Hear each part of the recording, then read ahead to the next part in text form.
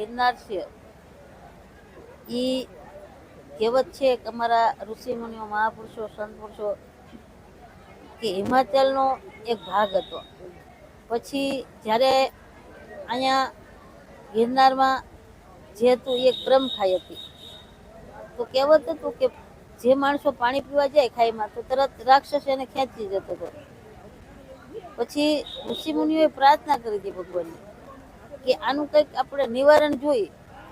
તો એ વખત બધા જ પહાડો રહ્યા એને પાંખું હતી અને પાંખુંથી પહાડો ઉડી શકતા હતા, અહીંથી બીજી જગ્યાએ જઈ શકતા હતા. તો બધાને કીધું, બધાએ મના કરી હતી. પછી ગિરનારને કીધું એટલે ગિરનારે હા પાડી હતી, પણ એને કીધું હતું કેમ કે મારું કોઈ મહત્વ. તો એ વખત ભગવાને કીધું હતું બ્રહ્મા વિષ્ણુ મહેશ દેવોએ કે ભાઈ તમારું મહત્વતા જળવાયેલી રહેશે. તો ત્યાં અમારા નવનાથ સિદ્ધ 84ના બેસના રહેશે, 33 કરોડ દેવોનો વાસ રહેશે. તો અત્યારે જે આપણે 3.5 દિવસની પરિક્રમા છે, જે 11 છે રાત્રે 12 વાગે તોપ થાય અને કૃષ્ણ ભગવાનના તુલસી વિવાહ પૂરા થાય પછી આપણે પરિક્રમામાં ફરવા નીકળીએ છીએ. તો એ વખત એવું હતું કે ત્યારથી 33 કરોડ દેવોનો ત્યાં વાસ હોય છે અને સેમ ભગવાન પણ એની પરિક્રમા કરતા હોય છે ગિરનારની. તો અત્યારે આપણે જે છે બધા જે લોકો પરિક્રમા કરે છે એ દેવોને ગિરનારને આપેલું એક વચન છે કે તમારી બધા પરિક્રમા કરશે, 33 કરોડ દેવે કરશે અને માનવે કરશે. તો અત્યારે આપણે જે અત્યારે કહેવત છે કે આ વખત 25 લાખનો આંકડો છે. કાલે અમારે બધા બેઠા હતા ફોરેસ્ટ ખાતાવાળાની, તો લોકોએ કીધું કે 20 લાખ તો વયા જાય ને, હજુ 4-5 લાખ એટલે 25 લાખનો આંકડો છે. તો આપણે એટલે જ કહેતા હતા ને કે મહત્વતા ક્યારે જળવાયેલી છે, એની પાછળ ભજન ભોજન અને પુરુષાર્થ સેવા આ બધું થતું રહેતું. આપણે જે ધર્મ ચલાવવું હોય તો હંમેશા માટે ધર્મની પ્રેરણા મળે એવું વાતાવરણ ઊભું કરીએ તો જ માણસને પ્રેરણા થાય. તો અત્યારે છે આજે આપણે જૂના બાવાની મઢીએ જાઓ ત્યાં તો અમારે બધા સાધુ સંતોએ ધૂણા નાખેલા હોય, લોકોને પ્રેરણા પણ મળે અને દર્શનનો લાભ પણ મળે. આજે તમે બોરદેવીએ જાઓ તો અહીંયા પણ સાધુ સંતોએ ધૂણા નાખ્યા હોય તો પ્રેરણા પણ મળે અને માણસને એક અનુભૂતિ થાય કે આપણી જે હિન્દુ સંસ્કૃતિ છે, સનાતન ધર્મ છે, એનો અર્થ શું છે. કારણ કે સંત છે એ નિરાકાર રૂપ છે, એને આકાર રૂપમાં નથી રહેતા. અને નિરાકાર રૂપ માટે બનવા માટે આજે બધા દિગંબર થઈને રહેતા હોય તો આપણા માટે એના દર્શનનો લાભ છે એ અમૂલ્ય છે. અને હજારો માણસોને જ્યારે દર્શનનો લાભ મળે તો ધર્મની બધાને પ્રેરણા થતી રહે અને ધર્મની પ્રેરણા થશે તો આપણી સંસ્કૃતિ પણ ટકેલી રહેશે અને સંસ્કૃતિ ટકેલી રહેશે તો આદિ અનાદિ ધર્મને કોઈ હાનિ નહીં પહોંચાડી શકે. કારણ કે ધર્મ હશે તો જ સંસ્કૃતિ છે અને સંસ્કૃતિ છે તો ધર્મ હશે. તો આ બધું રહ્યું આજ છે આધુનિક યુગ કહેવાય. અત્યારે કળિયુગ યુગ છે, આધુનિક યુગ છે. હવે માણસની આયુષ રહી ને એ 60 વર્ષની થઈ ગઈ. કેટલી પહેલા 100 વર્ષની હતી તો લોકો એવું કહેતા હતા કે આપણે 60 વર્ષ પછી પર્વ ભજન જ કરવું છે ને. તો પહેલા એવું હતું કે માણસ બધા 4 ધામની યાત્રા નહોતા કરી શકતા. ત્યારે માણસ એવું નક્કી કરતા હતા કે આપણે 3 પરિક્રમા કરશું ને એટલે આપણને 4 ધામની યાત્રાનું ફળ પ્રાપ્ત થશે. તો માણસો ફરજિયાત 4 ધામે નહોતા જતા પણ પરિક્રમા કરવા ફરજિયાત જતા હતા. ત્યારે કઠિન પણ એટલું હતું, પરિસ્થિતિ પણ એવી હતી, માણસને માથે ઉપાડીને બધું લઈ જતા હતા અને હર કોઈ પરિસ્થિતિનો સામનો કરી અને ધર્મને ચલાવતા હતા. તો આપણે બધાને ખૂબ ખૂબ ધન્યવાદ દેવો જોઈએ. અત્યારે પણ યુગ પ્રમાણે પરિવર્તન છે પણ છતાંય પબ્લિક છે ધર્મની સાથે જોડાયેલી છે એ વસ્તુ 100% છે. માણસને તમે એમ કહો ને કે ભાઈ 1 કલાકનો ટેમ એટલે તમારી પાસે 1 કલાકનો ટેમ નથી. એની જગ્યાએ જે 3.5 દિવસની પરિક્રમા છે કે ભાઈ 11 રાતે ચાલુ થાય, પૂનમે બપોરે પૂરી થાય. તો પહેલી માણસ નાઇટ ઝીણા બાવાની મઢીએ રોકાય, બીજી નાઇટ માળવેલાએ રોકાય, ત્રીજી નાઇટ બોરદેવીને રોકાય અને પછી ભવનાથમાં જાય. પરિક્રમા 3.5 દિવસની છે પણ યુગ સાથે છે એક માણસને જો 3.5 દિવસ પબ્લિક એકને એક જગ્યાએ રહે તો આ પબ્લિક સમય એટલે એ પણ જરૂરી જ છે કે ભલે સવારે કરીને સાંજે નીકળી જાય, સાંજે કરીને સવારે નીકળી જાય, પણ છતાંય અત્યારે આધુનિક યુગમાં પણ માણસની ભાવના ધર્મ પ્રત્યે છે અને ધર્મ ચાલશે તો કોઈ વસ્તુ ક્યારેય હાનિકારક પહોંચી શકવાનું નથી. ભલે થોડું પરિવર્તન આવે પણ ધર્મને કોઈ હાનિ ન પહોંચાડી શકે. તો આપણે ત્યાં નક્કી કરીએ ને તો આપણે બધાને ખૂબ ખૂબ ધન્યવાદ દેવી. માણસ નાનું બાળક કોઈ પણ રહેસ્યની પગે લાગશે તેને એટલું તો ખબર પડશે ને કે ભાઈ આપણે સંત છે કે કોઈ આપણો દેવ દર્શન છે યા જવું દર્શન કરવા પગે લાગવું. આપણને ઈશ્વર આપ્યું હોય તો સારા અર્થે પુરુષાર્થ કરવો. બધું ક્યારે થશે એને કંઈક જોવા મળશે તો. પ્રેરણા ક્યારે મળે? જ્યારે જોવા મળે ત્યારે. અને અનુભવ વગર પ્રેરણા ના મળે. આ તમારો રૂબરૂ અનુભવ છે. ભલે તમે પરિક્રમામાં બધે ફરો અને બધાના તમે દર્શનનો લાભ લો તો તમારો વ્યક્તિગત અનુભવ થયો. અને અનુભવ હશે તો પ્રેરણા મળશે. પછી ભલે તમે પ્રચાર કરો તોય ભલે, સંસ્કૃતિને જાળવો તોય ભલે, સંસ્કૃતિ સાથે જોડાયેલા રહો તોય ભલે, પણ બધું અનુભવ હશે તો જ પ્રાપ્ત થશે, કહેવાથી નહીં થાય. અને હંમેશા માટે કોઈ પણ જીવ ધર્મ સાથે જોડાયેલો છે તો ઓટોમેટિક એને પ્રેરણા મળવાની જ છે. આયુષ ટૂંકી છે. પહેલાં એવું હતું કે 100 વર્ષની 60 વર્ષ પછી પ્રભુ ભજન કરતા હતા. હવે અત્યારે તો 60 શેઢો છે. તો તમારું જીવન પરિશ્રમ શરૂ થાય ને એટલે 20-25 વર્ષ તમારા જીવનના બને. પછી તમારી શાદી થાય, લગ્ન થાય, બાળ બચ્ચા થાય, 25 વર્ષ આપણે એના કાઢવાના રહે. બાળક મોટું થાય, આપણે એને ભણાવીએ મોટું કરીએ, પછી એના લગ્ન કરીએ, આપણે ફરજ પૂરા કરીએ તો 50 વર્ષ વયા જાય. હવે 50માંથી આપણી પાસે 10 વર્ષ રહે. જો 10 વર્ષની અંદર શરીર તંદુરસ્ત હોય તો તમે બધું કરી શકો. પણ આપણું શરીર તંદુરસ્ત ન હોય તો આપણે કાંઈ જ નથી કરી શકવાના. તો એના માટે કીધું કે ઘડી આધી ઘડી મેં પુણ્યા, તુલસી સંગત સંતન કે મટે કોટી અપરાધ. આપણાથી જેટલો મળે ને જ્યારે મળે ત્યારે. પણ સંત સંગમન ને હરિકથા હશે તો તમે ઓટોમેટિક પાર ઉતરી શકશો. આપણે મોક્ષ સુધી ન પહોંચી શકીએ તો કંઈ નહીં, પણ આપણા જીવનની સંસ્કૃતિ જળવાઈ રહે એટલું તો આપણે કરી શકીએ ને. મનુષ્યના પ્રભુ કૃપા. માણસ પ્રયત્ન કરે તો ભગવાન કૃપા જરૂર કરે, પણ માણસ કાંઈ કરે જ ના તો આપણે કંઈક મારાથી આ ન થાય, હું આ ના કરી શકું, તો એ બધું નથી. કરવો એટલે કઈ વસ્તુ અશક્ય છે જ નહીં, બધું શક્ય જ છે. અને કોઈ વ્યક્તિ શીખીને આવ્યું નથી. આપણે મેળવવાનું પણ આવે છે અને છોડવાનું પણ આયા જ છે. આ તમે છે કે ગમે તે બનાવતા શીખો તો તમે હારે બધું લઈને જાઓ, તમે દેવ થાવ એટલે ઓટોમેટિક છૂટી જાય. એટલે મેળવવાનું આવે છે અને છોડવાનું આવે છે. પણ બધા જો ધર્મ સાથે જોડાયેલા છે તો અમુક વસ્તુ છે જે બને એ ન બને. ભલે તમે ધર્મ ગમે તે માનતા, પણ ધર્મ એ ધર્મ જ છે. અને આપણે તો એટલા માટે જ કીધું છે 33 કરોડ દેવ છે. આપણા ઋષિમુનિઓ કેટલા બધા મહાન છે જેને બધા દેવોને હાજર કર્યા. આપણા બધા ફોટા મૂકીને એકને તમે માનતા હોય અને એકને માનશો તો તમને એને એકને પગે લાગશો તો દેવોને પગે લાગવાના જ છો. એના માટે આપણા મહાપુરુષોએ નક્કી રાખ્યું હતું કે 33 કરોડ દેવ. એટલે તમે ફોટા મૂકો એટલે 33માંથી એકને એ માને, પણ રે કોની સાથે? ધર્મ સાથે. અને ધર્મ સાથે રહે છે તો એનામાં ક્યારેક તો એ ગુણ આવવાના જ છે. અને આપણે કહીએ ને કે ભાઈ આપણે ભગવાનના મંદિરે જવું છે તો એને બધાને કેમ ભગવાનનું ઘર કેમ ન કીધું કે ભાઈ કૃષ્ણના ઘરે જવું, એક રામના ઘરે જવું, શિવજીના ઘરે જવું કે માતાજીના ઘરે જવું. તો હકીકતમાં આપણે એ સમજવા જેવી વસ્તુ છે કે એને મંદિર જ શું કામ કીધું? એ ભગવાનના ઘર જ છે, એમાં જ રહે છે. પણ મનને અંદર લઈ જાય તો અંદર ભગવાન છે.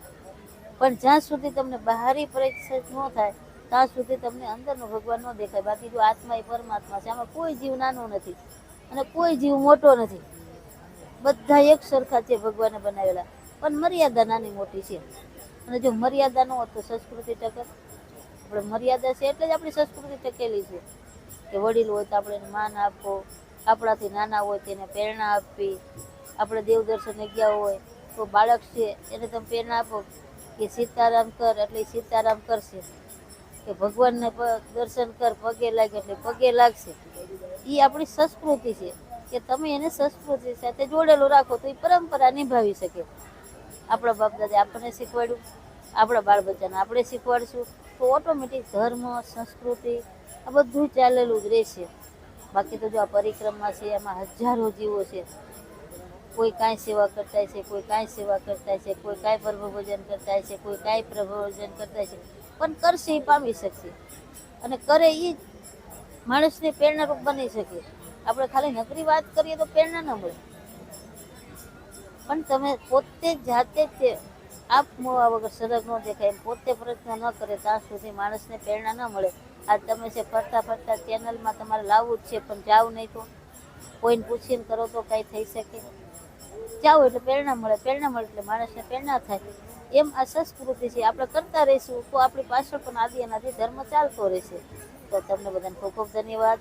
બધાને દેવદર્શનના પ્રેરણારૂપ આપવાની અને હંમેશા માટે આપણી સંસ્કૃતિ કઈ રીતે જળવાય અને આપણી સંસ્કૃતિ કઈ રીતે આગળ વધી શકે એની જો આપણે પ્રેરણારૂપ બનશું તો આપણી સંસ્કૃતિ ક્યારેય આગી પાછી નહીં થાય. આપણે નક્કી છે કે અત્યારે છે કે ભાઈ આધુનિક યુગ છે, હકીકત યુગ આધુનિક નથી, આપણી મનોભાવના આધુનિક થઈ ગઈ કે બીજાનું જોઈને આપણે કરવું, એટલે આધુનિકતા આવી ગઈ. શું આવી ગયું? તમે આવા કપડાં ખરીદ્યા, મારે આવા ખરીદવા, તમારે આવું ખાધું તો આપણે આવું ખાવું, એ આધુનિકતા થઈ ગઈ. શું થઈ ગઈ? એટલા માટે કીધું પ્રેરણારૂપ બનો તો આધુનિકતા નહીં આવે. ભગવાન આપ્યું છે ખાવો પીવો સંતો ખૂબ ખર્ચો વિકતે ધન વાપરો. ભગવાને તમને આપ્યું છે ખાવા પીવા માટે જ આપ્યું છે, વાપરવા માટે જ આપ્યું છે, પણ વિગતથી વપરાય છે તો તમે તમારા બાળ બચ્ચા કે તમારો પરિવાર ક્યારેય દુઃખી નહીં થાય. પણ એ અવિગતે વપરાય છે તો એ દુઃખી થશે. આ પરિક્રમા કરો તો ભલે, તમે 4 ધામની યાત્રા કરો તોય ભલે, દેવ દર્શન કરો તોય ભલે, કથા કીર્તન કરો તોય ભલે, સેવા પુરુષાર્થ કરો તોય ભલે, આ બધા જે કર્મો છે એ એક પ્રેરણા બનાવવા માટેના. શેના માટેના છે? કે તમે કરો ને બીજાને પ્રેરણારૂપ બનો. તમે કરો તો જ બીજાને પ્રેરણા મળે. આજે આપણે ખાવું છે પણ ઘડ્યા વગર રોટલો ખાઈ શકીએ? એમ ભક્તિ પણ એવી જ વસ્તુ છે. અને ભક્તિ અનેક પ્રકારની છે. ભૂતળ ભક્તિ, પદાર્થ મોટું, કઈ ભક્તિ કોણ કરે, કઈ ભક્તિથી કોણ મહાન બની જાય એની સુધી કોઈ આપણે સમજી શક્યા જ નથી. એટલે એનું પદાર્થ મોટું છે. આજે આપણા પરિક્રમા છે, 3.5 દિવસમાં લાખો માણસ પરિક્રમા કરે અને લાખો જીવોને પ્રેરણા મળે તો આપણી સંસ્કૃતિ કાયમ જળવાયેલી જ રહેવાની છે. આપણી સંસ્કૃતિને ક્યારેય કોઈ આને પહોંચાડી શકવાનું જ નથી. કારણ કે પ્રેરણા મળે તો જ બધું ટકેલું રહે, નકરું કહેવાથી થાય નહીં. અને સિદ્ધભૂમિ છે, તમને આમ જુઓ તો ભૂમિમાં આવો, તમને કોઈ દી મનની અંદર ચંચળતા નહીં આવે, ઉપાધિ નહીં આવે, મન કોઈ દિવસ હતાશ નહીં થાય. આટલું તો એનું ભજન છે મહાપુરુષોનું કે તમને ખાલી જવાથી જો આટલા વિચારોનું પરિવર્તન થઈ જતું હોય તો તમે ધર્મ સાથે જોડાઈશો, તમારું મન વિચારો કેટલા બધા પરિવર્તન થઈ જાય. પણ એ અનુભવ કરવાની વસ્તુ, આપણે કીયન થાય એવું નથી. એ અનુભવ કરીએ તો જ આપણને પ્રેરણા મળે. કે 984 જેના બેસના હોય, 33 કરોડ દેવોનો વાસ હોય, અને ત્યાં તમે 3 દિવસ આરામ કરો તોય ભલે, કરો તોય ભલે, વિશ્રામ કરો તોય ભલે, કંઈ સેવા પુરુષાર્થ કરો તોય ભલે, તમારા આખા મનના વિચારો ચંચળ બનાવી નાખે. એટલી એનામાં તાકાત છે. આપણે અહીં આવીએ, તમને કોઈ ઘર યાદ નહીં આવે, કોઈને ઉપાધિ નહીં આવે, કોઈને એવું ટેન્શન નહીં હોય કે ઘરે શું થતું છે, માણસ શું કરતું છે. આ એની ભૂમિનો પ્રતાપ છે. યાત્રાધામ છે એ અનુભવ કરવાની વસ્તુ.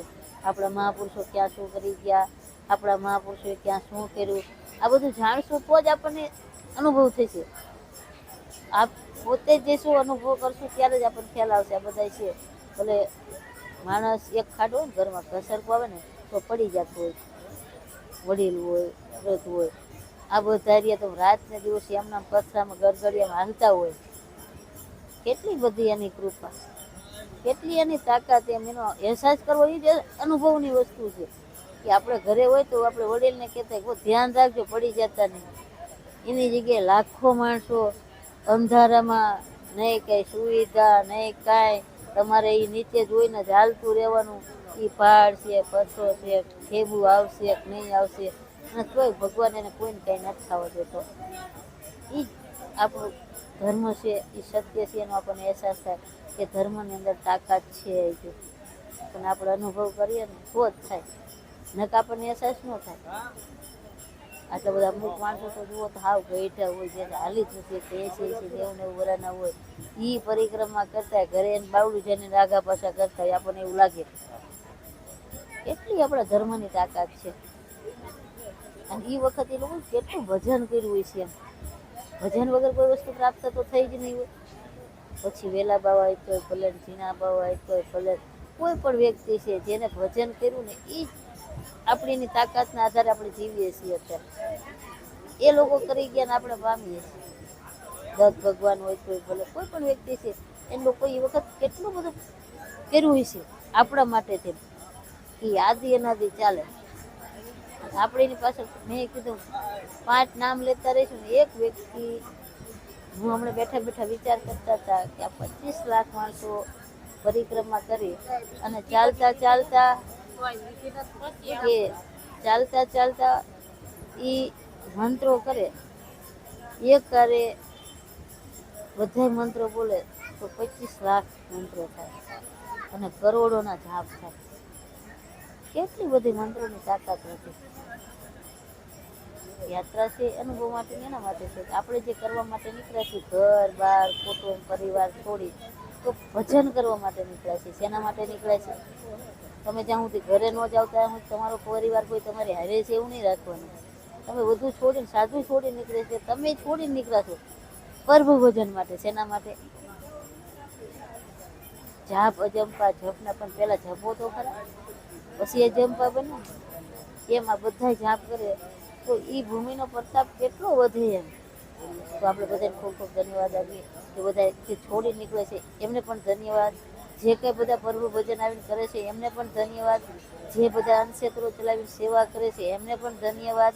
આ જે કંઈ પછી ખાતાકીય હોય તો પોલીસ ખાતું હોય ફોરેસ્ટ ખાતું હોય ડૉક્ટર હોય પાણી પુરવઠો આપણે બધાને જોઈએ તો આપણે બધાને ધન્યવાદ આપીએ કે આ બધાએ કેવા પ્રકારની સેવા કરે છે કે બધાએ નોકી નોકી નોકીને આ બધું ના હોય તો આટલું બધું આયોજન થાય આટલું બધું માણસની વ્યવસ્થા જળવાય. તો બધાને આપણે ખૂબ ખૂબ ધન્યવાદ જ આપવો જોઈએ. હજુ સુધી બધાની અંદર સંસ્કૃતિ અને પ્રેરણા મળેલી જ છે અને ધર્મ સાથે બધા જીવો જોડાયેલા જ છે. ન હોત તો બધું થાત જ નહીં. એટલે આપણે બધાને ધન્યવાદ આપવો જોઈએ. અને આવું ન બધું ચાલે તો મેં કીધું ધર્મને કોઈ હાનિ પહોંચાડી જ નથી શકવાનું. ધર્મ છે એ સત્ય છે અને આદિ અનાદિથી ચાલે છે અને આદિ અનાદિ ચાલતું રહેવાનું છે. આપણે નહોતા તો આપણે બાપ દાદા એ જ કાર્ય કરતા હતા. આપણે નહીં હોય તો આપણે આજ ઓલાદ એ જ કરવાની છે. પણ પ્રેરણા આપવા માટે આપણે પોતાનો અનુભવ કરવો પડે. તમે જાઓ તમારા બાળકોને લઈ જાઓ તમે ગમે ત્યાં જાઓ દેવ દર્શન કરવા તો પહેલાં તમે એને શીખવાડો કે ભાઈ પુરુષાર્થ કરવો પડે, ભગવાનને પગે લાગવું પડે, સંતોને મહાપુરુષોને પગે લાગવું પડે, આપણા ઘરે વડીલો હોય તો વડીલોને પણ પગે લાગવું પડે. નાના બનશે તો જ મોટા બની શકશે પણ એ નાના નહીં બને તે મોટા નહીં બની શકે. આપણે એને શીખવાડતા રહીશું તો જ શીખશે. કોઈ શીખીને તો આવ્યું જ નથી. હમણાં મેં કીધું કે શીખવાનું અહીંયા ને છોડવાનું અહીંયા છે. અરે કોઈને કંઈ લઈ જ નથી જવાનું પણ શીખવું એ જરૂરી છે